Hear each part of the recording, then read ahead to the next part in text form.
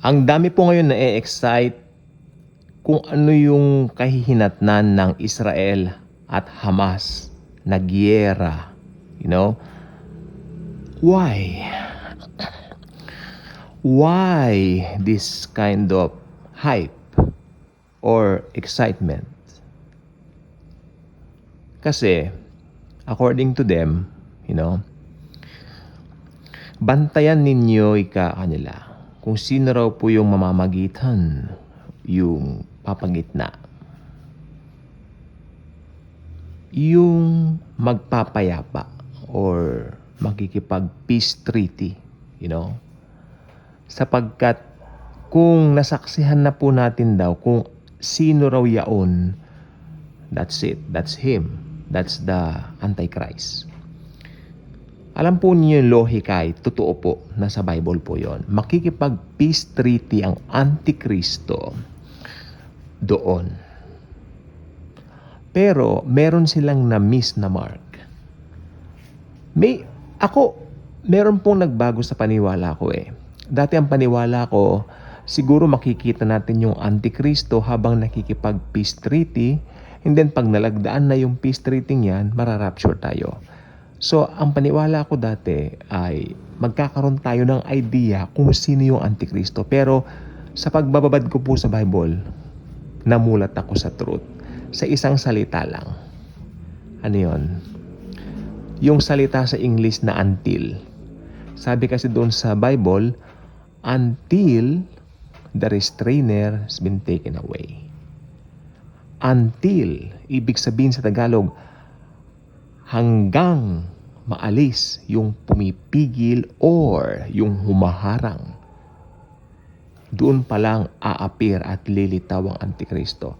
So it means if you are a believer of the Lord Jesus, mararapture na tayo bago lumitaw yung Antikristo. So sa makatuwid, hindi natin siya makikilala, hindi natin siya masasaksihan, hindi natin siya makikita, at hindi rin tayo magkakaroon ng ideya kung sino po siya.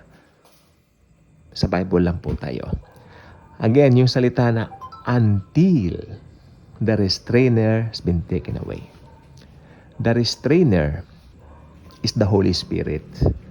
At ngayon, maliwanag na ang banal na Espiritu Santo ay nasa bawat mananampalataya, bawat born-again Christians, nasa atin po siya. So, pag hindi pa tayo irarapture ni Jesus, hindi lalantad ang Antikristo. Sapagkat nakalagay po sa Bible, taglay nito ang kapangyarihan ni Satan, ni Satanas. Di ba? So, tayo po mga mananampalataya is greater is He who resides in us than he who resides in the world. Nakatira sa atin ang banal na Espiritu Santo. Nakatira sa atin si Jesus. Amen? So, ito pong ibig ko po sabihin. Kapag lumantad kasi ang Antikristo ngayon, nandito tayo mga born-again believers, ilalantad natin siya. Nandito mga social medias natin, may mga YouTube channels tayo, Facebook tayo, and all platforms, name it. Ilalantad kasi natin siya. Kasi magaling tayo sa Bible. We are studying the Bible.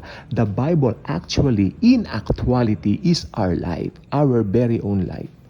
Kaya, ang conclusion ko po talaga dito, ang Antichrist po, hindi lalantad. Hanggat nandito po ang mga mananampalataya, katakot lang niya sa atin. Di po ba? So, ito po ang gusto ko pong sabihin sa inyo. Hindi natin siya mamimit. Huwag po sana kayong ma-prostrate, ay hindi ko makakilala kung ano or sino ang Antikristo. Magpasalamat po kayo at hindi ninyo makikilala ang pinakamasamang tao na mabubuhay sa buong mundo. Or should I say, buhay na, hinug na, nandyan na, anytime now lalantad na. Pero, aalisin muna tayo. Tayo mga born-again Christians. Kaya kung hindi ka pa nakasubscribe sa ating channel, I invite you to do so. Click the notification bell. Share mo ang wonderful video ito, please. At nang marami naman pong mag-benefit at makita po nila na, hey, di ba? Hindi ko na pala mamimit ang Antikristo. At kung may makarinig nito na hindi pa believer ni Jesus, mag-decide na sila sa Panginoon at tanggapin siya bilang Lord and Savior. Thank you very much po muli. And as always and forever, Jesus truly loves us all.